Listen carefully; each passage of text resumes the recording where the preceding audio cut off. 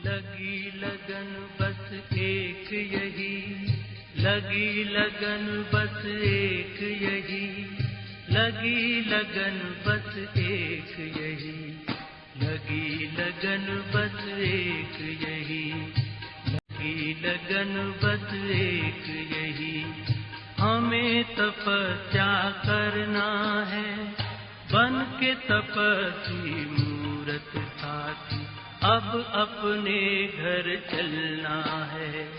लगी लगन बस एक यही, लगी लगन बस एक यही।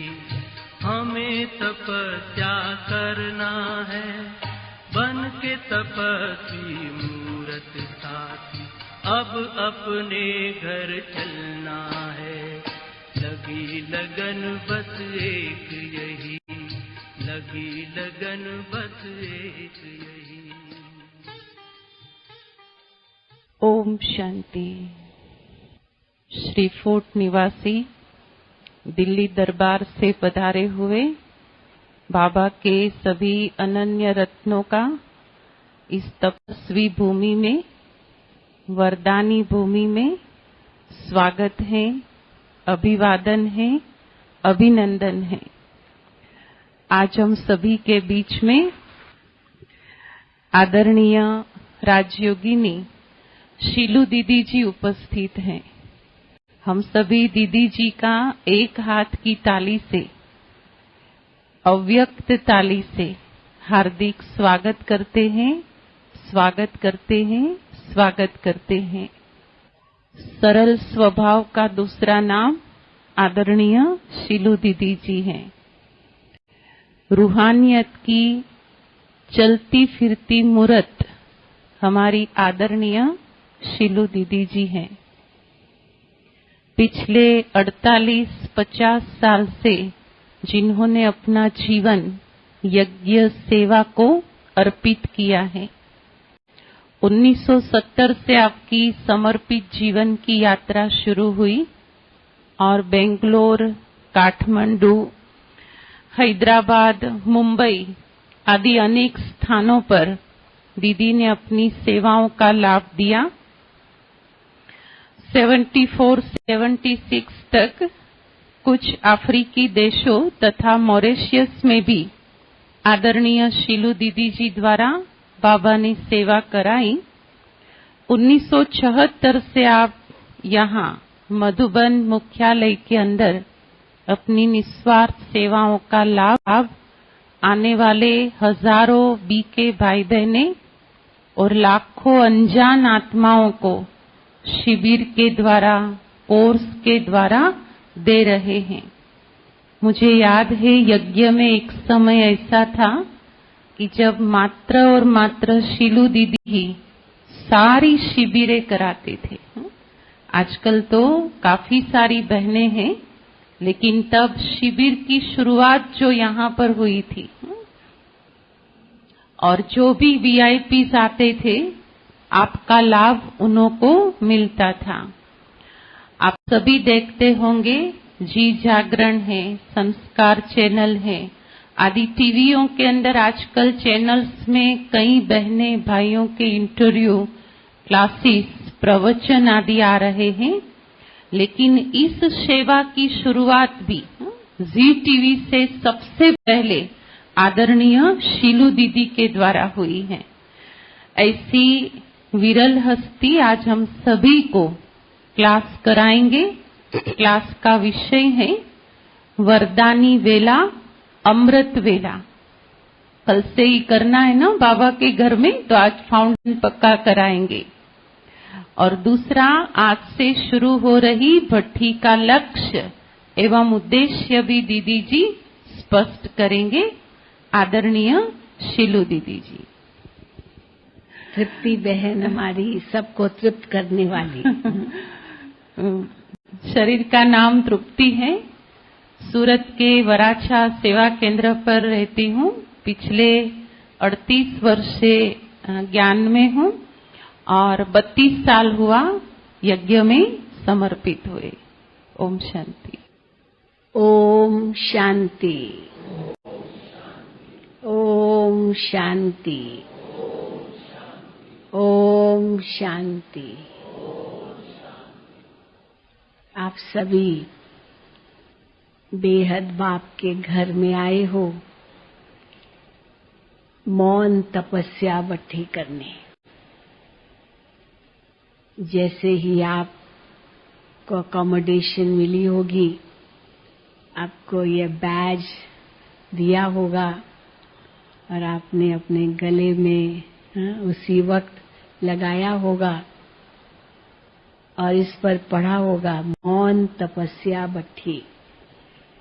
तो मानो एक ठप्पा लग गया आप पर कि 3 दिन, अगले 3 दिन मौन में रहना है, तपस्या करनी है और बट्ठी में पकना है। ये 3 बातें आपको इस मौन तपस्या बट्ठी में करनी है।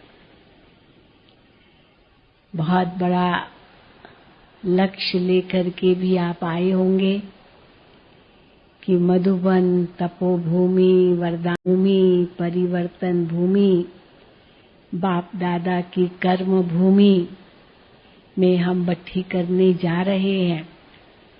ये बहुत बड़े सौभाग्य की बात है।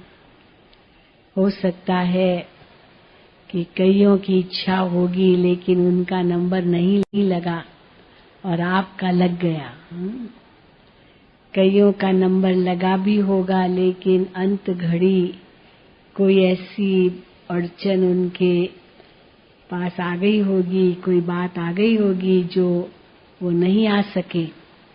और ऐसे भी होगा कि जिनका नाम था नहीं लेकिन ऐड कर दिया गया और पहुंच गए। तो जो पहुंच गए वो बहुत बहुत भाग्यशाली हैं। तो फिर से अपने लिए ताली बजाओ।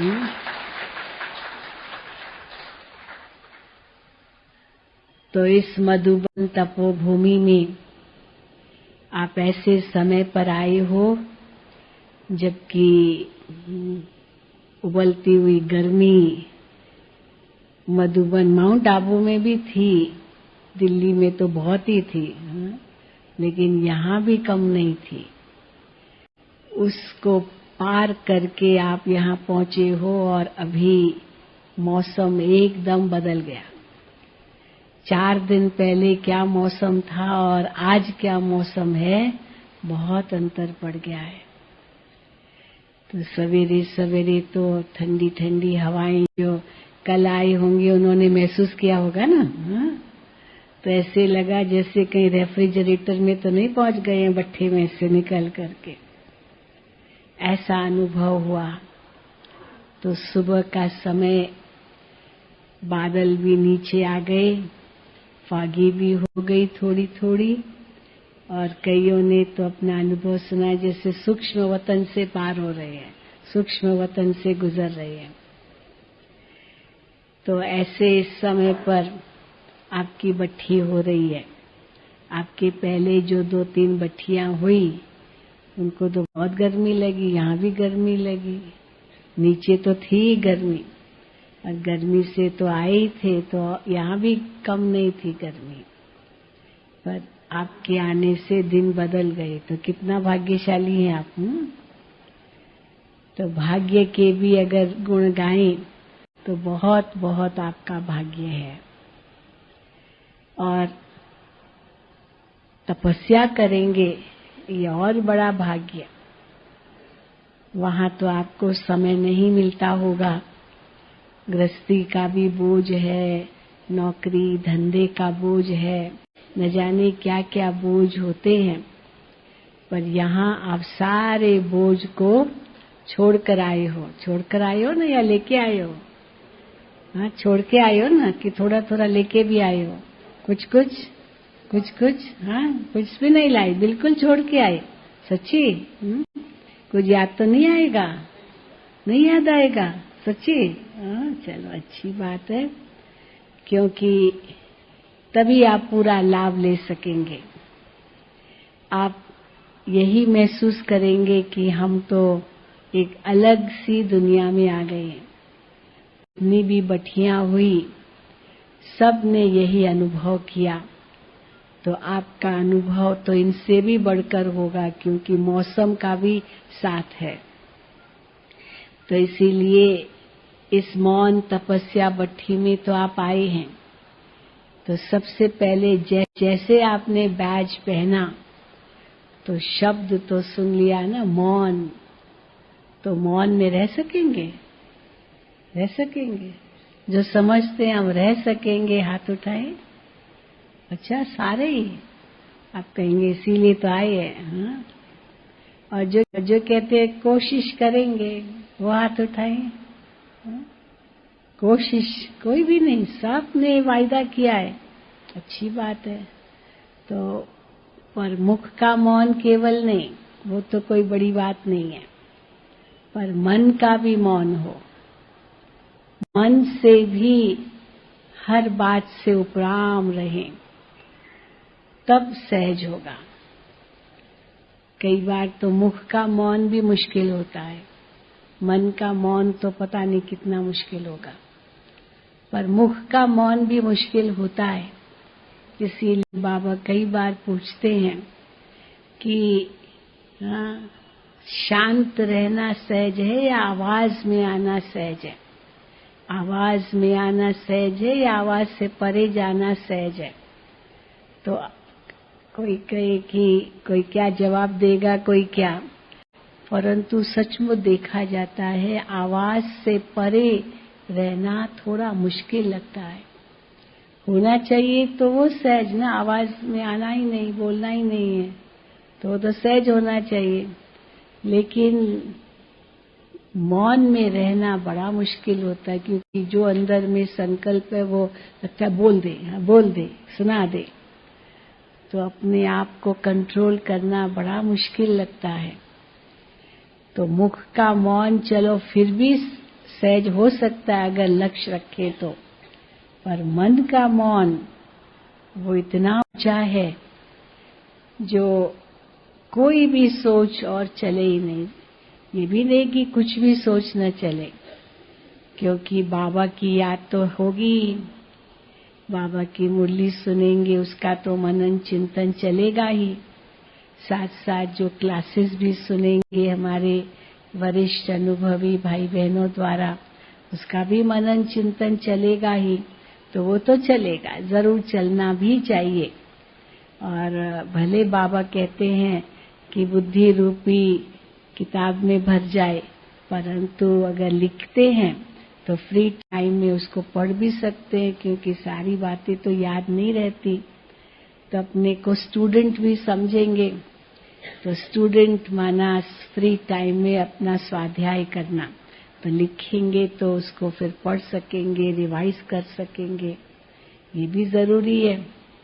तो यहाँ पर तपस्वी तो है ही, लेकिन साथ साथ एक ऐसा स्टूडेंट बन कर के रहना है जो स्टूडेंट को बुद्धि में पढ़ाई के सिवा और कुछ नहीं रहता, और योगी को योग के सिवाय और कुछ नहीं भासता।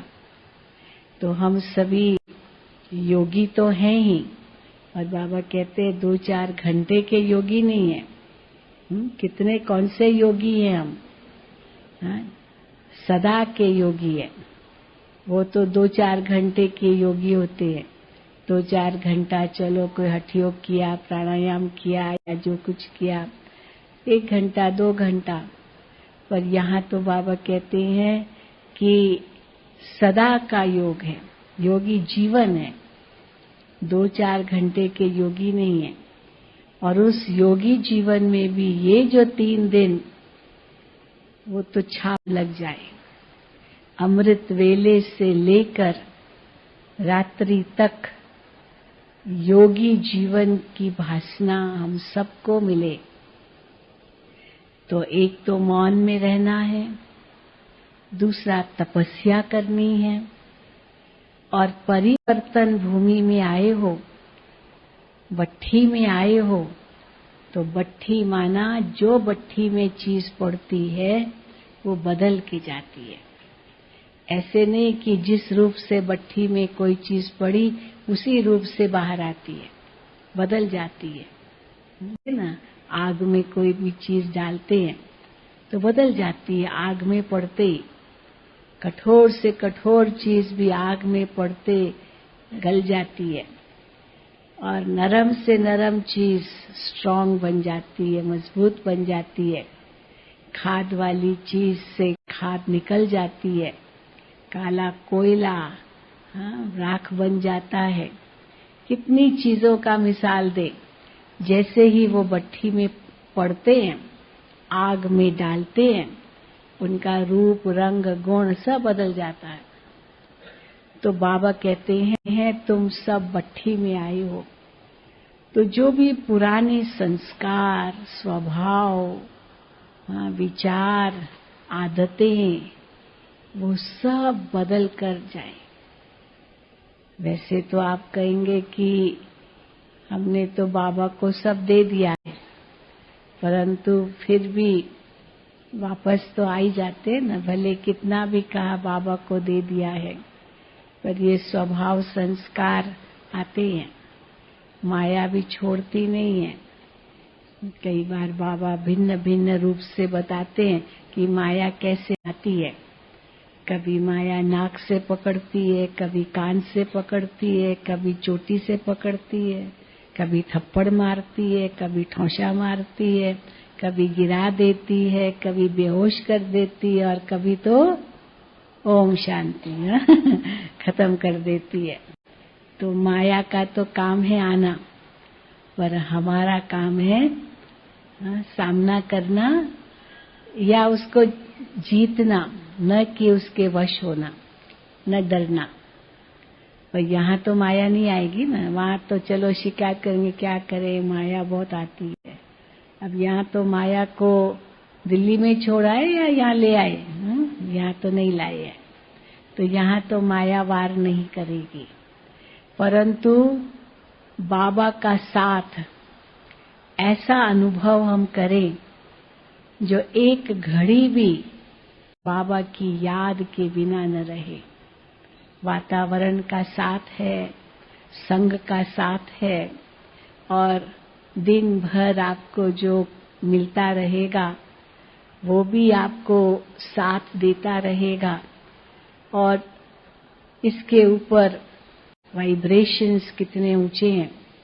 जहाँ ब्रह्मा बाबा ने तपस्या की, मम्मा ने तपस्या की, दादियों ने तपस्या की, और ऐसे तपस्वी स्थल पर आप तपस्या कर रहे हो। आप में से कई होंगे, भले पुराने भी होंगे, लेकिन जब से शांतिवन बना है तब से जब भी आते शांतिवन में आते हैं, लेकिन पांडव भवन में कभी नहीं रहे। तो जो पांडव भवन में कभी नहीं रहे वो हाथ उठाएं। देखो बहन कितने हैं पांडव भवन में कभी नहीं रहे। अच्छा, जो रहे हैं पांडव भवन में पहले वो हाथ उठाएं। अच्छा, तो 1/4 भी नहीं है, तो 3/4 तो पांडव भवन में कभी नहीं रहे। आप में से कोई है जिन्होंने साकार बाबा को देखा? वो हाथ उठाए। पुरानी किसी ने भी नहीं देखा। अच्छा, जिन्होंने दादी जी को देखा वो हाथ उठाए। अच्छा, जिन्होंने नहीं देखा दादी जी को भी वो हाथ उठाए। अच्छा, माना ये 2007 के बाद आए हैं। जो पहली बार आए हैं मधुबन में वो हाथ उठाए। नीचे आए वो नहीं, माना टोटल पहली बार आए हैं मधुबन में वो हाथ उठाए। अच्छा, थोड़े हैं। तो चाहे चलो कैसे भी हैं, पुराने भी बहुत होंगे। जो 20 साल से पुराने हैं वो हाथ उठाएं। 20 साल से अधिक।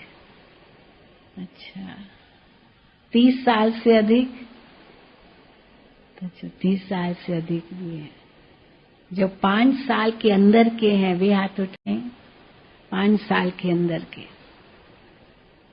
अच्छा, चलो, तो भले आप कितने भी पुराने हो या नए हो, चाहे पहली बार आए हो या पांडव भवन में पहली बार आए हो, ये अनुभव जो भट्ठी का है वो तो आपने नहीं किया, क्योंकि आज तक पांडव भवन में तो इस प्रकार भट्ठियां नहीं हुई है। वैसे शुरू में तो बहुत हुई। जैसे ही बाबा अव्यक्त हुए तो अव्यक्त बाप दादा ने यही सबसे पहले इशारा दिया कि अब मधुबन में भट्ठियां रखो, क्योंकि पहले तो बाबा से मिलने आते थे, मम्मा से मिलते थे, बाबा मम्मा का ही प्यार लूटते थे। सुबह से रात तक बाबा के साथ ही खेलना, बाबा के साथ ही कई बार भोजन करना, बाबा के साथ ही झूले पर झूलना, बहुत कुछ सब बाबा के साथ। बाबा ही बहलाते थे। बाबा बहनों को तो मधुबन में रखते ही नहीं थे। बाबा कहते थे बहनों का स्थान सेवा केंद्र है। ये तो इसलिए पांडव भवन नाम रखा। थोड़े से पांडव जो यहाँ कार्य करते थे उनको ही बाबा ने यहाँ रखा था। बहनें तो टीचर्स है, वो तो ज्ञान देने वाली है, तो वो तो सेंटरों पर रहेंगी। यहाँ तो बाबा बैठे हैं, तो बाबा ही सबको बहलाते थे। लेकिन जैसे ही बाबा व्यक्त हुए तो कैसे बाबा ने दादियों को सबको मधुबन में रखा। जब कराची से यहाँ आए तो धीरे धीरे सेवा केंद्र खुले। आप जानते हैं दिल्ली में सबसे पहला सेवा केंद्र खुला, तो धीरे धीरे बाबा ने सब बहनों को सेवा स्थानों पर भेजा। तो कैसे सेवा स्थानों पर जाती गई और मधुबन में केवल भाई रहते थे, तो 4 बुजुर्ग बहनें रहती थी। लेकिन जैसे बाबा व्यक्त हुए तो बाप दादा ने सारी मुख्य बहनों को मधुबन में रख दिया। बड़ी दादी जी, दीदी जी तो थे ही मम्मा के बाद। दादी जी भी मधुबन में नहीं रहते थे, बॉम्बे में रहते थे। तो कैसे बाबा ने दादी जी को रखा, फिर चंद्रमणि दादी को रखा, ये सब दादियों को मधुबन में रखा। और जैसे भट्ठियां शुरू की तो पहले कुमारियों की, टीचर्स की, कुमारों की, युगलों की, ये सारी भट्ठियां 70s में ये बहुत सारी बाबा ने उनको पक्का किया। और फिर तो ज्ञान सरोवर शांतिवन बना तो सब कुछ वहां होने लगा। और मधुबन तो बिल्कुल सूक्ष्म वतन जैसा था। जो यहाँ के रेजिडेंट्स थे वो तो है ही और आते रहे। लेकिन अभी 2-3 साल से यहाँ भट्ठियां होनी शुरू हुई है, तो कुछ दूसरा ही अनुभव भाई बहनें करते हैं यहाँ रह करके।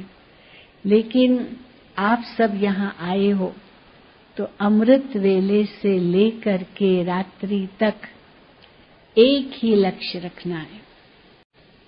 खास अमृत वेले का लक्ष्य तो बहुत ही ऊंचा है कि हमको ऐसी तपस्या करनी है जो एक बाबा दूसरा न कोई। बड़ी दीदी जी मधुबन में जब भी कोई आता था तो यही एक बात कहती थी कि रोज जैसे ही सवेरे उठते हो बाबा को गुड मॉर्निंग करते हो। गुड मॉर्निंग करने के बाद 5 केले खाओ। पता है ना, बड़ी दीदी ये कहा करती थी 5 केले खाओ। 5 केले खाएंगे सुबह सुबह तो सारे दिन में बहुत शक्ति मिलेगी। 5 केले कौन से? अकेले आए हैं, अकेले जाना है, अकेले में, अकेला होकर, अकेले बाप को याद करना है।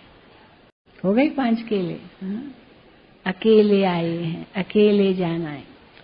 और जैसे अमृत वेले उठे, आंख खुली, बस एक बाबा और कोई देहधारी की याद न हो, क्योंकि अकेले आए, किसी को साथ नहीं लाए। तो अकेले आए, अकेले ही जाना है। ये नहीं सोचना अंत में तो मच्छरों सदृश जाएंगे हम, तो हम सबके साथ जाएंगे, पर अकेले ही जाना है। वैसे भी गीत गाते हैं ना, वो क्या, न हाथी होगा न घोड़ा होगा, तुम्हें पैदल जाना है। खैर पैदल क्या जाएगी, आत्मा उड़ के ही जाएंगी, लेकिन हाथी घोड़ा नहीं मिलेगा, कोई पालकी नहीं मिलेगी। आत्मा को वापस अकेले जाना है। इस संसार में जो भी है सब यहीं रह जाना है। तो इसीलिए अकेले आए हैं, अकेले जाना है, अकेले में उस समय तो बिल्कुल अकेले, एकांत, शांत। ये नहीं उस समय देखना फलाना उठा या नहीं उठा, दूसरा बेड वाला उठा या नहीं उठा, अरे उठा का पहले चला गया, मैं लेट हो गया, कुछ नहीं सोचना, बस उठे बाबा गुड मॉर्निंग, और किसी को नहीं देखना है। तो अकेले में, अकेला होकर, मन से भी अकेला, अकेले को याद करना है। तो पहले 2-5 मिनट बेड पर जरूर बैठना है। ऐसे नहीं हो रही देर हो गई जल्दी जल्दी उठो, नहीं, एकदम शांत चित होके उठे और फिर जल्दी तैयार होकर के हॉल में आते हैं। और हॉल में भी यही बुद्धि में रखें कि बस अब हमारी बाबा के साथ अपॉइंटमेंट है। हम योगी आत्माएं हैं। जिस समय भोगी सोते हैं, योगी जागते हैं। भोगियों के लिए तो वो रात है, देर से सोते हैं तो देर से उठते हैं, पर हम योगियों के लिए वो प्रभात है, अमृत वेला है, ब्रह्म मुहूर्त है। तो जब भोगी सोते हैं तो योगी जागते हैं। सचमुच दुनिया में लोग तो 3 बजे तो के बाद तो सोते हैं। आप विदेशों में जाए, हमने कई जगह अनुभव किया, सारी रात गाड़ियां चलती रहती, पता नहीं कहाँ जाते होंगे, रात को 12 बजे, 1 बजे, 2 बजे भी। और हम उठते हैं तो उस समय शांत हो जाता है सब तब सोने जाते हैं। तो हमारे लिए तो प्रभात है और भोगियों के लिए रात है। तो उस समय जब सब भोगी सो रहे, तो उस समय योगी जाग करके योगेश्वर बाप के साथ मिलन मनाते हैं। और इस मिलन में क्या अनुभव करना है? बाप के साथ सर्व संबंध अनुभव करने हैं। कैसे बाबा हमारा बाप, टीचर, सतगुरु, हाँ उस रूप में अनुभव करो। पहले तो पिता की गोद में बैठ जाओ। माता पिता की गोद कितनी प्यारी गोद है, जिस गोद में बच्चे को कोई फिक्र नहीं, बस माँ की गोद में बैठ गया, सब फिक्रों से फारिग हो गया, सब चिंताओं से मुक्त हो गया। तो मैं आत्मा भी बाप दादा माता पिता की गोद में बैठ गई और उस गोद में बैठ करके बाबा का प्यार प्राप्त करो। बाबा उस समय प्यार की वर्षा करते हैं, सारी शक्तियां बच्चों में भरते हैं। अगर थोड़ी नींद का थोड़ा आपको आए भी ना, तो उस समय फिर भले उठ करके थोड़ा सैर करो, टहलो। ये न हो कि बैठे बैठे झुटके खाते रहे, लेकिन बैठो तो बिल्कुल ऐसे तपस्वी होकर के बैठो जिसमें और किसी की भी याद न हो। नींद का वातावरण बिल्कुल नहीं होना चाहिए। जल्दी सवेर शाम रात को 10 बजे के अंदर सो जाओ। 10 बजे सब समाप्त हो जाता है, सब अपने अपने कमरों में चले जाते हैं और बात तो करनी नहीं है, मौन में रहना है। तो वैसे भी संकल्पों से भी परे रहेंगे, तो जाकर पहले रात को बाबा की गोद में सो जाओ, सब फिक्रों से फारिग रात को ही हो जाओ। कुछ भी कैरी फॉरवर्ड नहीं करना है। अकाउंट्स में तो कैरी फॉरवर्ड करते ना नेक्स्ट डे के लिए, लेकिन यहाँ जो भी खाते हैं, जो कुछ भी हिसाब किताब, सब कुछ रात को स्वाहा संपन्न हुआ और सवेरे एकदम नया जीवन, ये अनुभव करना है। रात को ही सब बाबा को दे करके सोएंगे तो सवेरे उसी संकल्प से उठेंगे। और जैसे ही आप क्लास में आएंगे तो क्लास में आकर के आप अनुभव करें कि बाबा हमारे साथ हैं, हम बाबा की छत्र छाया में हैं, बाबा से शक्ति की किरणें प्राप्त कर रहे हैं। भले सामने कोई भी हो, लेकिन हम बाबा से शक्ति की किरणें प्राप्त कर रहे हैं। बाबा की लगन में हम मग्न हैं, एक बाबा दूसरा न कोई। उनकी याद से मेरे सारे पाप दग्ध हो रहे हैं। मैं आत्मा इतनी शुद्ध हो रही हूँ क्योंकि अनेक जन्मों के पाप तो है न सिर पर, बोझ बहुत है सिर पर, 63 जन्मों का बोझ है सिर पर। और अंदर ही अंदर बाबा से इतनी मीठी मीठी बातें करो, प्यार की बातें करो, दिल की बातें करो। समस्याएं मत सुनाओ बाबा को, शिकायतें मत करो बाबा को, उल्हेने मत दो बाबा को। ये सब जरूरत नहीं है बाबा को उस समय देने की। बाबा से कुछ मांगो, कुछ भी मांगने की दरकार नहीं। न शिकायत करना है, न मांगना है, न उल्हेना देना है, कुछ भी नहीं। बस प्यार की बातें। बाबा कितना ऊंचा है, कितना श्रेष्ठ है, कितना महान है, और मैं आत्मा भी उसकी कितनी श्रेष्ठ हूँ, कितनी ऊंची हूँ। तो अपने प्रति भी वो स्वमान जागृत हो। और बाबा से प्यार तब बढ़ता जाएगा जब बाबा के गुणों का गान करते करते करते उसी में खो जाओ, जिसको ही बाबा कहते लगन में मग्न होना। तो सवेरे लगन में मगन होने की ऐसी स्थिति बन जाए जो एक बाप के सिवा और कोई बुद्धि में याद ना आए। अगर कुछ और बुद्धि में याद आता, 1 सेकंड में लगा दो, ब्रेक लगा दो। ब्रेक बहुत जरूरी है लगाना। और कोई संकल्प अगर आए, ब्रेक लगाना जरूरी है। नहीं तो समय, श्वास, संकल्प शक्ति फिर व्यर्थ जा सकता है। और अमृत वेले का समय तो है ही वरदानों से भरपूर होने का समय। और फिर एकदम शांत हो जाए तो कैसे बाबा के वरदान से हम झोली भर सकेंगे। इतनी सुंदर टचिंग्स होगी आपको, जिन टचिंग्स के आधार से आप वो शक्ति का अनुभव कर सकेंगे। और ऐसे लगन में मगन हो जाओ जैसे कि दुनिया तो मरी पड़ी है, दुनिया सारी भस्मीभूत हुई पड़ी है और संसार में मेरा कोई नहीं। मैं एक माँ हूँ, मैं एक पिता हूँ, मैं एक डॉक्टर हूँ, मैं एक इंजीनियर हूँ, मैं एक वकील हूँ, या न जाने क्या क्या दुनिया के अभिमान होते हैं, क्या क्या लोगों को अपनी अपनी विशेषताओं का नशा होता है। वो सारे नशे खत्म। बस मैं एक छोटा सा बच्चा हूँ। बस इतना छोटा बच्चा बन जाएं, इतना इनोसेंट बन जाएं जो और कोई भी बुद्धि में न हो। बस माँ की गोद में, बाबा की गोद में हूँ। और उसी गोद में बैठ करके बाबा से प्यार की बातें, दिल की बातें, उल्हेने नहीं, शिकायतें नहीं, कंप्लेंट्स कुछ नहीं, कुछ मांगना नहीं। ये जरूर याद रखें। कोई अगर आपने कोई पुरानी बातें हैं, भूले की है, कुछ भी उस समय याद नहीं करो, जरूरत नहीं है। क्योंकि वो समय तो बाबा से प्यार लूटने का समय है। वो समय तो बाबा से वरदान लेने का समय है।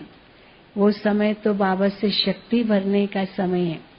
अगर पुरानी बातें कोई भूले, कोई ऐसी बातें वो अगर याद करेंगे तो हो सकता है मन उदास हो जाए, मायूस हो जाए, दिल शिकस्त हो जाए, फिर बाबा से शक्ति मांगना शुरू कर दे।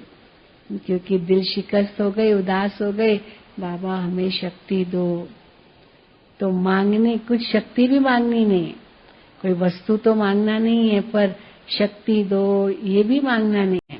भक्ति में तो बहुत मांगा ना, इतनी शक्ति तू देना दाता, मन का विश्वास कमजोर होना। तो मन का विश्वास कमजोर हो सकता है तो इसलिए डगमग होते हैं, तब भगवान को कहते हैं। पर यहाँ तो सब निश्चय बुद्धि बैठे हैं, कोई संशय बुद्धि नहीं बैठा है जो मन का विश्वास कमजोर होगा और भगवान से शक्ति मांगे। तो हम है ही शक्तिशाली आत्मा, और ऐसी शक्तिशाली आत्मा उस सर्वशक्तिवान के सानिध्य में है, उनकी छत्र छाया के अंदर है। और वो शक्ति जैसे मुझे बाबा दे रहे हैं, मैं भरपूर हो रही हूँ। बाबा की शक्ति की किरणें मुझे मिल रही है और मैं अपने अंदर भरती जा रही हूँ, भरपूर होती जा रही हूँ, शक्ति के सागर में लहरा रही हूँ। ये अलग अलग चिंतन मन में आप कर सकते हैं। या तो बिल्कुल निरसंकल्प होकर के गोद में समा जाएं, ऐसे भी नहीं कि शून्य हो जाएं। शून्यता हमारा लक्ष्य नहीं है। कई बार नींद का झटका आता है तो लगता है कि मैं तो एकदम शांत हो गया। वो शांत नहीं है, वो शून्यता नींद का झोंका है। लेकिन शांत होना और शून्य होना दोनों में बड़ा अंतर है। शांति एक शक्ति है, उस शांति की शक्ति से भरपूर होना ये अलग बात है। और शून्य हो जाना जैसे कि कुछ है ही नहीं, डेड, बाबा उसको कहते डेड साइलेंस में चले जाएं। तो एकदम डेड साइलेंस भी न हो, संकल्पों से इतने भरपूर हो जाओ, उस भरपूरता की अनुभूति जिसको बाबा कहते डीप साइलेंस। तो एक है डेड साइलेंस, वो शून्यता की स्थिति है। दूसरा है डीप साइलेंस। तो डीप साइलेंस का मतलब है कि मैं शांत स्वरूप आत्मा शांति के सागर में समा गई, हो गई, विलीन हो गई, समा गई। इसी कोई भक्तों ने क्या कह दिया, आत्मा परमात्मा में विलीन हो जाती है, आत्मा ब्रह्म में लीन हो जाती है। तो ब्रह्म में कोई लीन होने की बात नहीं है, लेकिन मन से कैसे मैं आत्मा ज्योति बिंदु उस परम ज्योति में समा गई। और समा गई माना समान बन गई। वो समानता की स्थिति, वो समाने की स्थिति, वो संपन्नता की स्थिति, ये अमृत वेले बहुत सहज अनुभव कर सकते हैं। और वो शक्ति अगर हमने सुबह पाली तो फिर दिन भर कितना अच्छा बीतेगा। तो वातावरण का भी साथ है, संग का भी साथ है, भोजन का भी साथ है, अन्न का भी साथ है। तो ये सारा जो साथ यहाँ मिलेगा और बाबा का प्यार, ये जो आप यहाँ अनुभव करेंगे, 4 धामों की यात्रा करेंगे, बाबा के कमरे में जाएंगे, वहाँ बाबा का अलग रूप से प्यार लूटेंगे।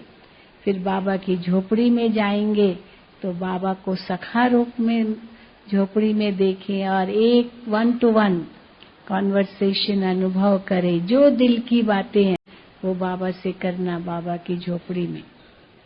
फिर शांति स्तंभ पर जाएं तो ऐसे अनुभव करें जैसे कि मैं आत्मा एकदम अशरीरी बन गई, सब हड्डियां स्वाहा कर दी। बाबा के हिस्ट्री हॉल में जाएं तो ऐसे अनुभव करें जैसे बाबा टीचर बन के हमको पढ़ा रहा है, वही मुरली चला रहा है और जो बाबा मुरली में वरदान दे रहा है वो मैं अपने अंदर धारण कर रहा हूँ या कर रही हूँ। फिर ओम शांति भवन में आप आए मुरली सुनने के लिए तो स्टूडेंट बन करके नोट भी करें, क्योंकि दिन भर आपको उसका फिर मनन चिंतन करना है। फिर आपको जो समय मिले उस समय में आप अपने ही धुन में रहें। मोबाइल सबके स्विच ऑफ है ना। आज ही रात को घर में सब बता दो कि मैं आराम से पहुंच गया, पहुंच गई, अब मुझे 3 दिन कोई डिस्टर्ब ना करे। ये हो सकता है कि घर से फोन आएंगे, मम्मी कहाँ हो बच्चे फोन करेंगे, डैडी कहाँ हो, या माता पिता फोन करेंगे, ठीक पहुंची। तो सबको बता दो, क्योंकि आजकल जमाना भी तो ठीक नहीं है ना, बच्चे गए घर से, कहाँ पहुंचे कि नहीं पहुंचे पता नहीं। तो इसलिए इन्फॉर्म कर दो और कहो हम तो अभी स्वर्ग में पहुंच गए। इसीलिए स्वर्ग का सुख हमारा कम नहीं करना फोन करके, बिल्कुल जरूरत ही नहीं है। अगर कोई ऐसी बात होगी तो हम करेंगे, पर आप नहीं करना। और बहुत जरूरी हो तो भले करना, पर हम तो स्विच ऑफ ही कर रहे हैं। तो इसीलिए 3 दिन, कल परसों तरसों, ये 3 दिन बिल्कुल ही एक दूसरी दुनिया में आपको रहना है। और ऐसी छाप लगाकर जाना जो आप महसूस करेंगे कि अमिट बन जाए। एक दिन आपको बाबा को पत्र भी लिखाएंगे ना? कहाँ गए? है ना पत्र लिखने का? तो पत्र भी बाबा को लिखना। पत्र बाबा को क्या लिखेंगे? बाबा को पत्र में अवश्य आपके दिल की बातें वो लिखना। कई पूछते हैं कि कौन पत्र पढ़ेगा? तो हम कहते कोई नहीं पढ़ता है, वो जिस समय आप लिखते हो ना उस समय बाबा पढ़ लेता है बस, और कोई नहीं पढ़ता है।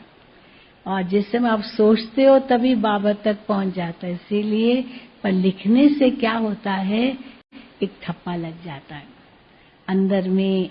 हम सचेत हो जाते हैं कि हमने बाबा को लिखा है, तो एक दृढ़ संकल्प हो जाता है और उसी अनुसार आप लिख करके बाबा के लेटर बॉक्स, जिस बाबा के कमरे के बाहर है, झोपड़ी के बाहर है, झोपड़ी के अंदर है, वहां उसमें डाल दो।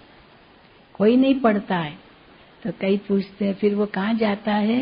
कि वो हम कहते वो आप चिंता नहीं करो, वो तो कहीं भी करेंगे, हो सकता है उसको अग्नि संस्कार भी कर दें। अग्नि संस्कार ही करना होता है ना, कोई पढ़ेगा थोड़ी।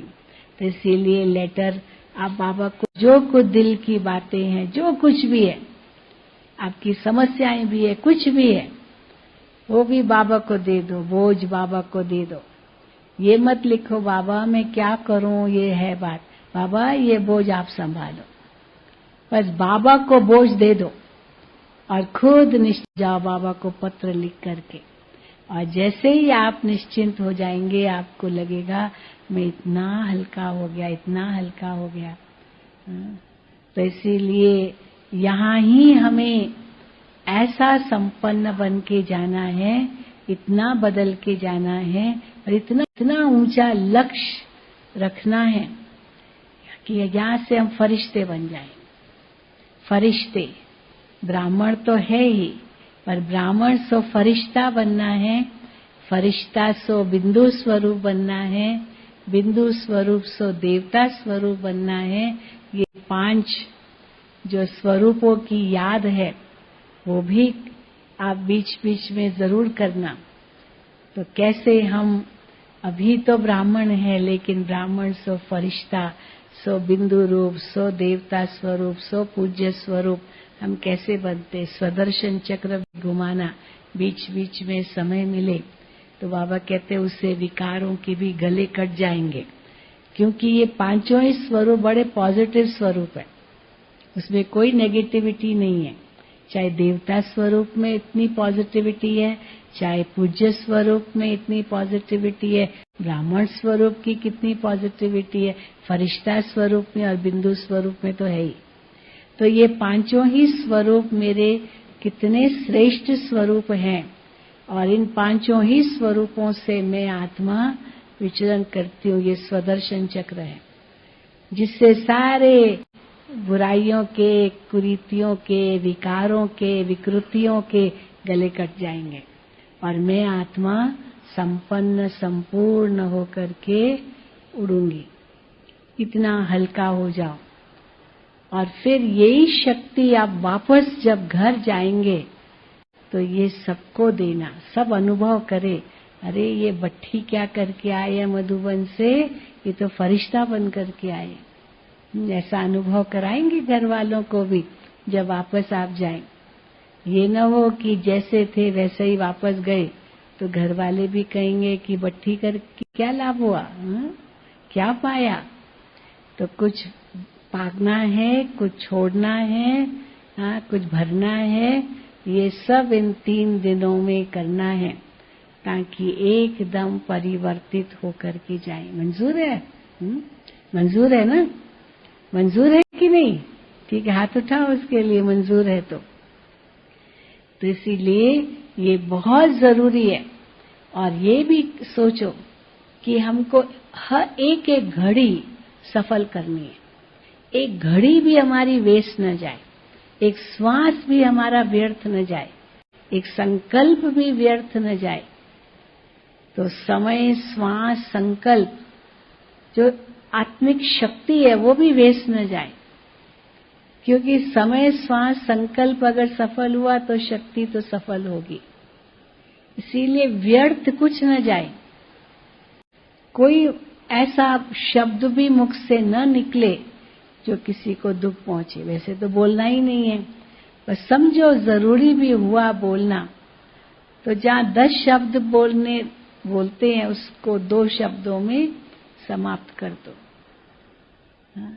और ये बैच तो लगाई हुआ है, वो तो सारा दिन पहन के घूमना, इसके बिना तो बिल्कुल चलना ही नहीं। अमृत वेले से ही पहन के आ जाना थी, जैसे गले में फांसी है फांसी होती है ना, गले में वो डालते हैं, तो ये फांसी कहो जो बाबा कहते लटके रहो एक बाबा की याद में, तो ये गले में माला कहो, फांसी कहो, जो कुछ भी कहो है एक की लगन में मगन होने के लिए। ये ऐसे नहीं है कि आपने लगाया और फिर बातें करने लगे। हाँ, मैं एक हंसी की बात सुनाती हूँ। कई बार हमारे पास विदेशी भाई बहनें आते हैं ना, तो उनको आता है कि मैं मधुबन में मौन में रहूंगा, तो साइलेंस का बैज लगाते।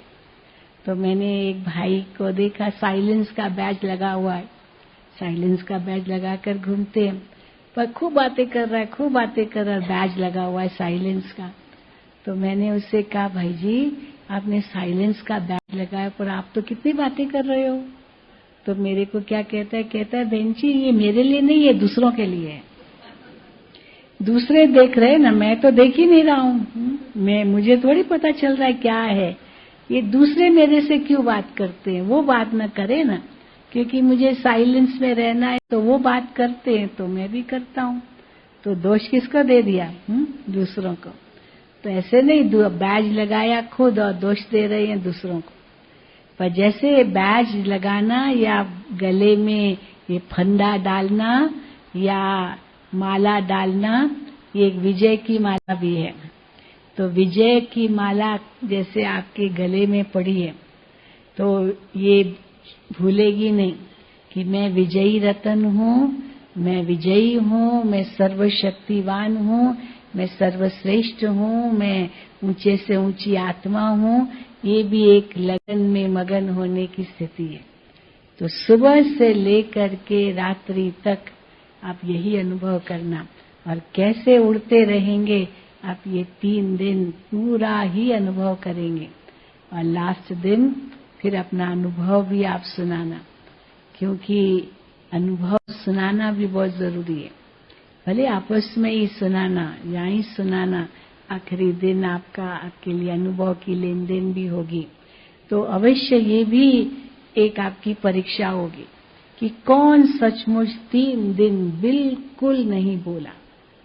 हाँ, उसको इनाम देना चाहिए सच्ची, क्योंकि हम देखते हैं भले कितना भी हाथ उठाते हैं, संकल्प करते हैं, लेकिन कहीं न कहीं चुक जाते हैं, बोल देते हैं। लेकिन जो सचमुच संकल्प करते हैं ना, बहुत दृढ़ करते, बाबा कहते दृढ़ता हो, अंडरलाइन हो दृढ़ता की, तो फिर वो विजयी जरूर बनते। तो अगर यहाँ विजयी बन सकते हो तो बाहर जाकर भी विजयी बन सकते हो, उसमें कोई दो मत नहीं होगी। लेकिन यहाँ विजयी बन के दिखाओ, बिल्कुल न्यारे प्यारे, और तपस्या कर रहे हैं, भट्ठे में पके हुए, आग ही आग है चारों तरफ, बस और कुछ सामने नहीं है, बस एक बाबा दूसरा न कोई देहधारी की याद आए तुरंत अपने आप को रोको, कोई आत्मा की याद नहीं चाहिए मुझे, कोई देहधारी का आकर्षण नहीं चाहिए मुझे। अगर किसी को देखो भी तो बस चमकती हुई आत्मा मणि हर एक के मस्तक में चमक रही है, बस। तो दृष्टि भी पवित्र हो जाएगी, स्मृति भी पवित्र हो जाएगी, और स्थिति तो ऊंची बनी जाएगी। ठीक है? बाकी तो आपको बहुत कुछ डायरेक्शंस मिलेंगे जो सुबह से लेकर के रात्रि तक आपको पालन करने हैं, क्योंकि भट्ठी में आए हो तो भट्ठी में पकना है, बस यही बुद्धि में रखना है। इसलिए और छोटी छोटी बातें बहुत है, कौन सुनाएगा, वो आएगी ना। तो अभी आपके सामने तृप्ति बहन आ रही है, क्योंकि इसके बाद फिर शशि बहन जी आएंगे, और शशि बहन भी आप सबसे मिलेंगे। और फिर आप सबको टोली भी खिलाएंगे। तो पहले कुछ आवश्यक सूचनाएं हैं, डायरेक्शंस हैं सारी, क्योंकि यहाँ पर अभी तक पानी की तो बहुत शॉर्टेज है, बारिश तो पड़ी नहीं है, तो वो भी सारी सूचनाएं आपको देंगी, कैसे ध्यान रखना है, किन किन बातों का ध्यान रखना है, वो सब बातें आपको तृप्ति बहन अब सुनाएंगी। ठीक है? हाँ, समझ गए ना? लक्ष्य का भी पता चल गया और अमृत वेले क्या करना है वो भी पता चल गया। बस सब इसको अमल में लाना है और जो मन में संकल्प आए उसको नोट करो। अपने साथ नोटबुक पेन हर वक्त साथ रखो। अगर बहुत जरूरी किससे बात भी करनी है तो भले उसको लिख के दो, परंतु आवाज में नहीं आना। और तो आवाज में आएंगे, जो यहाँ रहते हैं वो तो आएंगे, उनकी तो बट्टी नहीं है, लेकिन वो जब आपको देखे तो वो भी शांत हो जाए। ऐसा अनुभव आप उनको भी कराओ, क्योंकि वो तो आपसे बात करना चाहेंगे, लेकिन आप अगर एक लक्ष्य रखेंगे तो वो भी शांत हो जाएंगे। पर आपका संकल्प दृढ़ हो तो देखो, सफलता तो हमारा क्या है? जन्म सिद्ध अधिकार है। ये हो नहीं सकता कि सफलता न मिले, हम विजयी न बने, ये हो ही नहीं सकता। तो इन्हीं शुभकामनाओं के साथ आपकी भट्ठी बहुत सफल रहे, एक अमिट छाप लगे, जीवन में इतना परिवर्तन करके जाओ, जो जहां भी जाओ, जब भी जाओ, किससे भी मिलो, आपके अंदर वो परिवर्तन देख करके उनको भी प्रेरणा मिले, चाहे वो अज्ञानी भी क्यों ना हो, उनको भी प्रेरणा मिले कि हम भी वहां जाएं, हम भी कुछ अनुभव करें। क्योंकि आज का सचमुच हम देखते हैं हर आत्मा शांति की बहुत प्यासी है, बहुत प्यासी है, बहुत उनको शांति चाहिए, खुशी चाहिए, जो आत्माओं में नहीं है। और आप इतना भरपूर होकर के जाएं जो यही फिर सबको बांटे, तो कितनों की आशीर्वाद मिलेगी। बाबा की तो वरदान मिलेंगे, लेकिन उनकी भी दुआएं मिलेगी, बड़ों की आशीर्वाद मिलेगी, तो कितने भरपूर हो जाएंगे। इतना भरपूर होकर के अपना जीवन ऐसा सुंदर श्रेष्ठ बनाना है, यही हमारे जीवन का भी लक्ष्य हो। जो कभी भी बाबा बुलाए, आत्मा तैयार है ना, तैयार है ना आत्मा, कि अभी नहीं, अभी नहीं, अभी नहीं। हाँ, कई पूछते हैं कि कब विनाश होगा, तो बाबा कहते हैं क्यों पूछते हो, क्या संपूर्ण बने हो? पूछना माना कि मैं तैयार हूँ, माना संपूर्ण बन गया हूँ। तो संपूर्ण बने नहीं है तो पूछते क्यों? पहले संपन्न तो बनो, संपूर्ण तो बनो, वो अपने आप होगा। सोल कॉन्शियस तो बनो, गॉड कॉन्शियस तो बनो, डेड कॉन्शियस मत बनो, वो अपने समय पर होगा। पर हर एवर रेडी रहे, क्योंकि अचानक होगा और उसके लिए बहुत काल का अभ्यास चाहिए। तो ये अभ्यास बाबा हमारा डलवा रहे हैं, ताकि जो भी घड़ी अंत की घड़ी हो, मानो हम पास विद ऑनर हो करके बाबा के घर जाएं, यहाँ से लंगर उठा हुआ हो, तभी तो पार जाएंगे, तभी तो उड़ सकेंगे। तो ये बहुत अच्छा मौका है, इस मौके का पूरा पूरा लाभ उठाना है, ताकि इतनी शक्ति भर के जाएं, जो कोई भी विघ्न सामने आए वो विघ्न न ठहरे, वो भाग जाए और आप विजयी बन के रहो। तो इन्हीं शब्दों के साथ आपको फिर से आपका बहुत बहुत स्वागत है, स्वागत है, स्वागत है। ओम शांति। ठीक है, अभी हम 3 मिनट पहले योग में बैठेंगे। हाँ?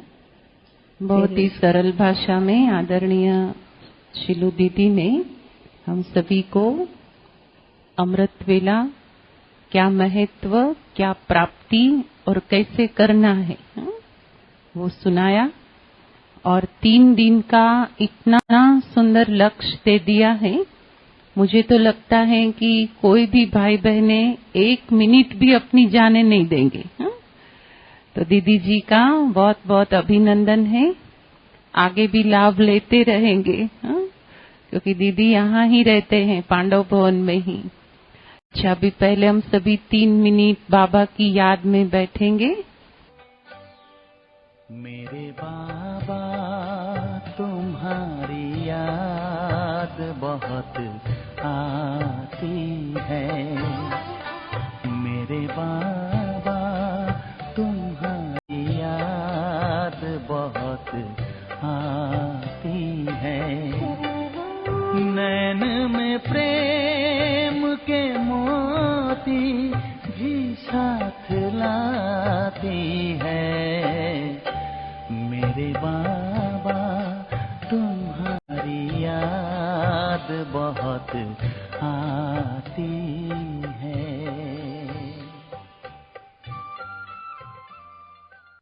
और भट्ठी के ये दिन, तपस्या के ये दिन,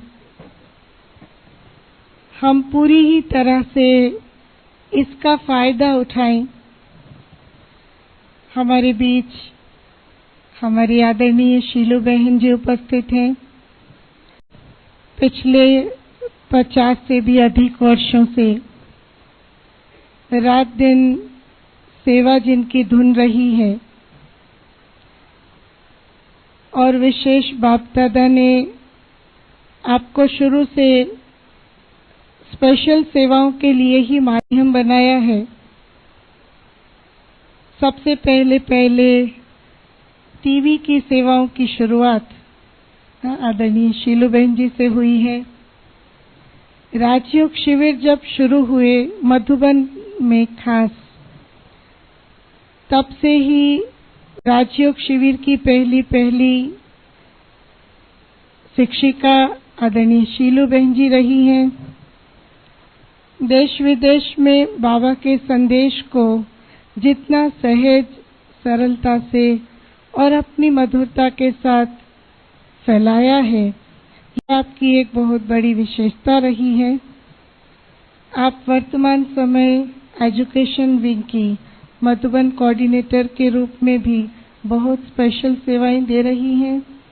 ऐसी बहुमुखी प्रतिभा की धनी, बाबा की बहुत विशेष इंस्ट्रूमेंट हमारी आदरणीय शीलू बहन जी हमें आज भट्ठी का लक्ष्य भी देंगी और मधुबन बेहद भूमि की तरफ से सभी का स्वागत भी करेंगी। आदरणीय दीदी जी। ओम शांति। 3 बार कहेंगे ना। ओम शांति, ओम शांति।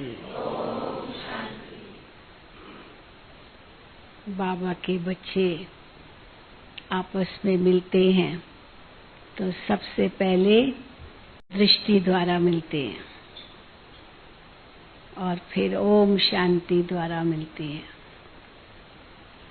तो हमारी कृति बहन ने आप सबका बहुत सुंदर शब्दों में स्वागत तो कर ही लिया, परंतु मैं चाहूंगी कि कृतना भी परिचय दे। पहले अपना परिचय दो।